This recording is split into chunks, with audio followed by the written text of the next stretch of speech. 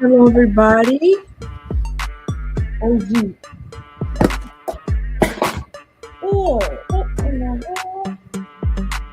Oh my God, my dog just vomited.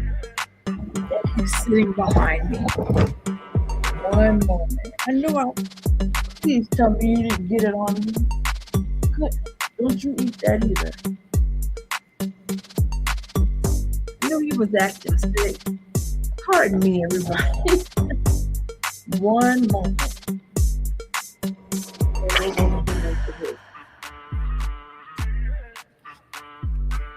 Raven, your dog threw up. April.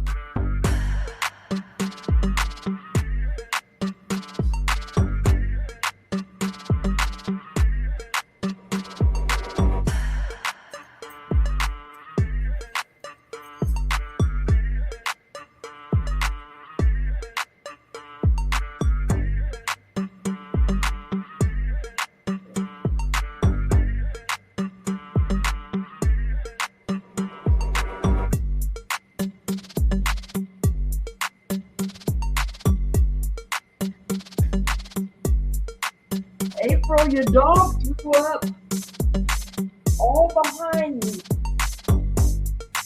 on my couch. Ugh. All right. Oh my goodness. Oh, I can't do it.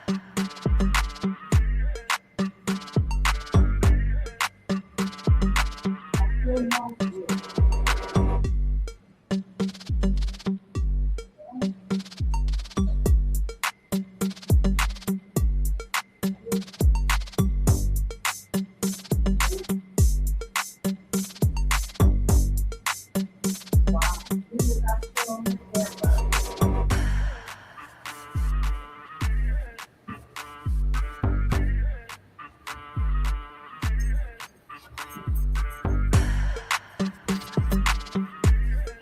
As soon as I go live, one moment, everybody, the dog threw up behind me on the couch. Ugh. And I'm almost like about to throw up.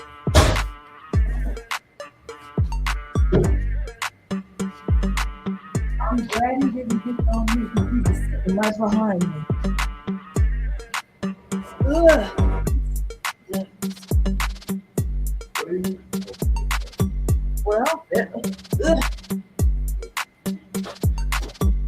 Well, he just ate his dog food. Well, they likely they was dating this.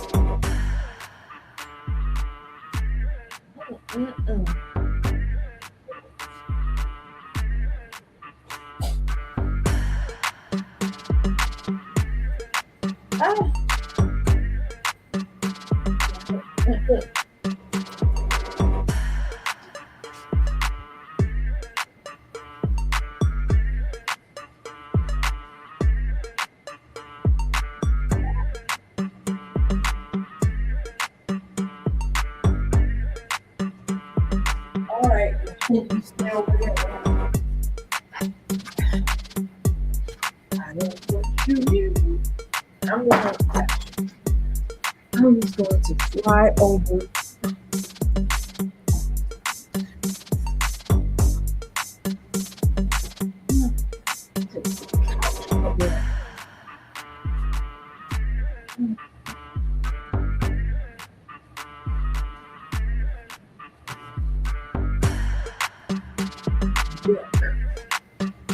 Don't you come back over here.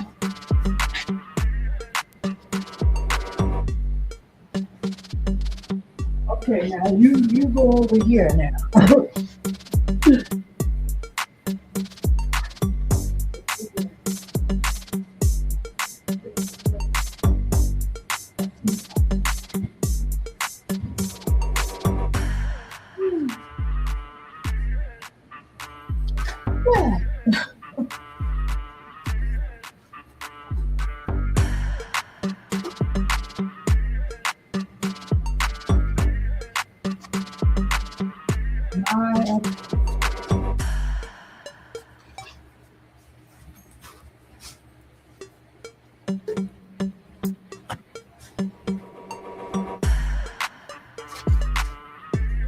My apologies, but you're going to have to just fast forward.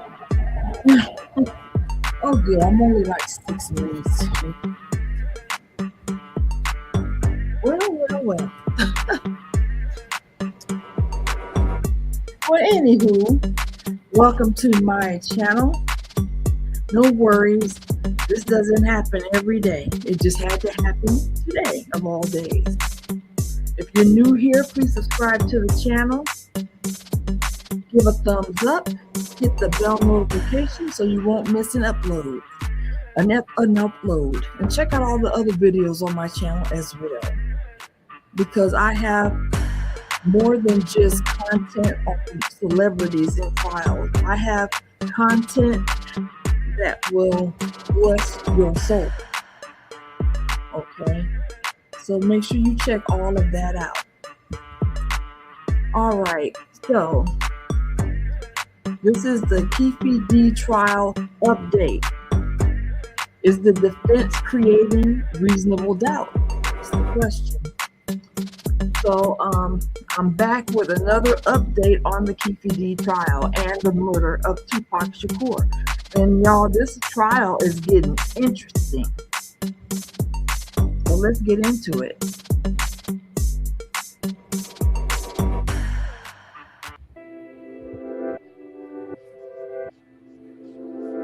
Okay, so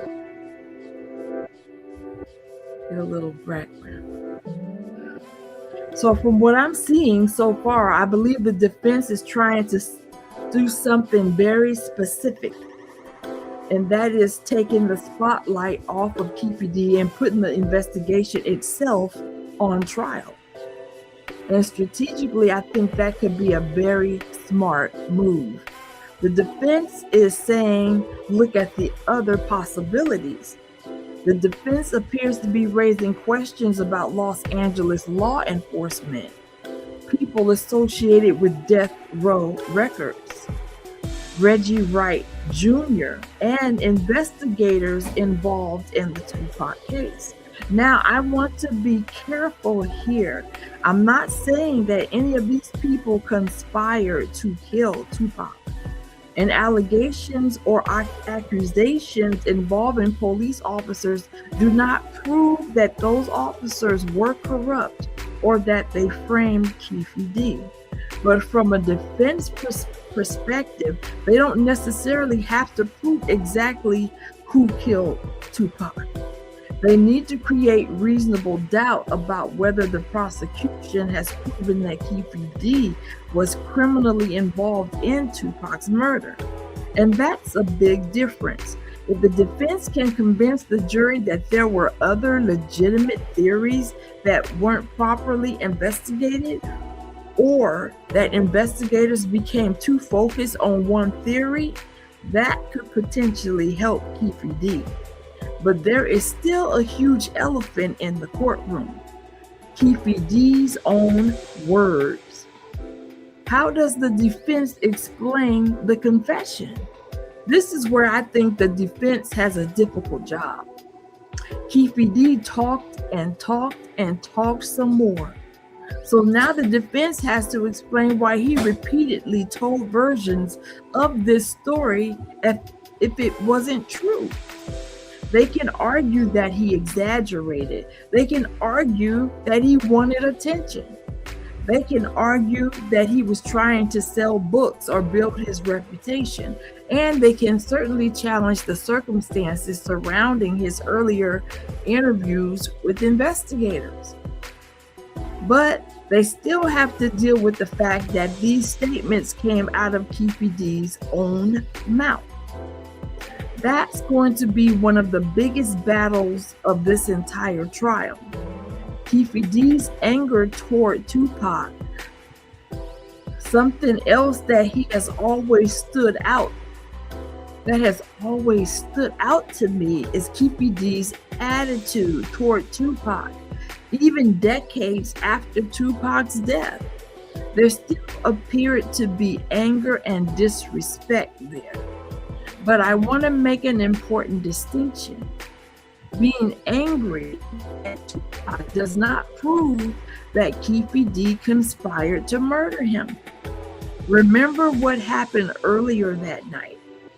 Tupac and members of the death row entourage attacked Keefe D's nephew, Orlando Anderson, inside the MGM Grand.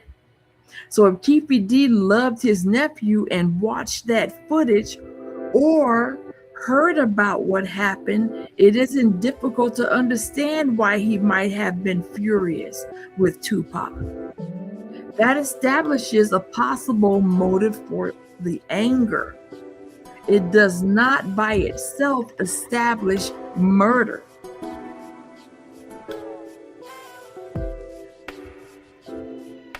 So the prosecution still has to connect that anger to an actual agreement or participation in the killing. Now let's talk about the investigators. The defense also appears to be challenging the investigators who dealt with Keefe D over the years, including the circumstances surrounding his interview. And I think the defense is going to keep coming back to one question. If Keefe D confessed years ago, why wasn't he arrested for Tupac's murder back then? That's a question the prosecution is going to have to explain clearly. And remember, Keefe D originally spoke to investigators under proper arrangement while facing serious problems connected to a separate drug investigation. So the defense can argue that Keefe D had an incentive to tell investigators what they wanted to hear. Their argument may essentially become, you were facing serious federal trouble. Investigators offer you protection for truthful information. You gave them a story, and now decades later, Nevada is using that story to prosecute you for murder. But there is a problem for the defense. Keefe D didn't keep his mouth shut afterward. He continued talking publicly. He gave interviews. He discussed Tupac. He told versions of the story outside the original protected interview. And that may turn out to be one of the biggest mistakes of his life. We also heard testimony involving the bicycle officer who encountered Tupac and Suge Knight that night before the shooting. Tupac and Suge were stopped because of an issue involving the BMW's license plate. So think about that. These officers saw Tupac alive just a short time before everything changed. And Tupac was wearing that huge, beautiful, expensive gold medallion. When I thought about that medallion, something hit me spiritually. Ah.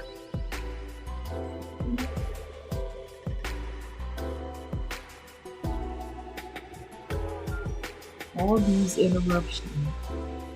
Stop it.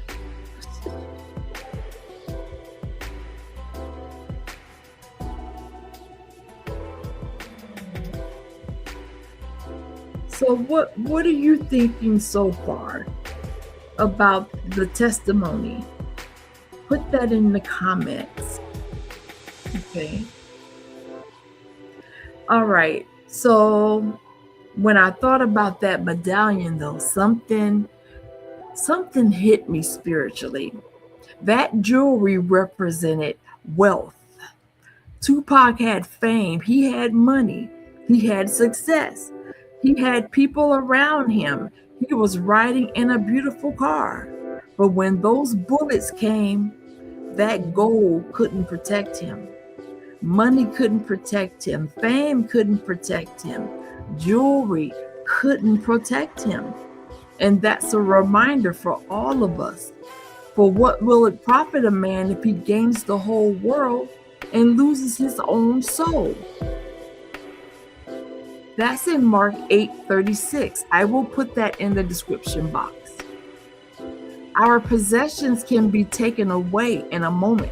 Our lives belong to God. Okay? Now they are on lunch recess, and they have began again. So I will return with another update. Thank you so much for watching.